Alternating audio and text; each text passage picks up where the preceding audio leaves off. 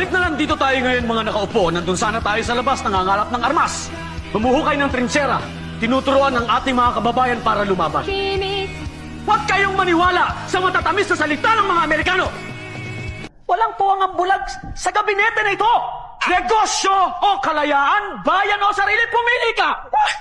Paano ninyo nasisikmurang pag-usapan ng negosyo kung mangalipin tayo sa sarili nating bayan? Sinusulong nila ang aneksasyon sa ilalim ng Amerika. Habang ako at ang ating mga sundalo ay nakapain na nakikipagdigma sa bansang kinakaibigan nila.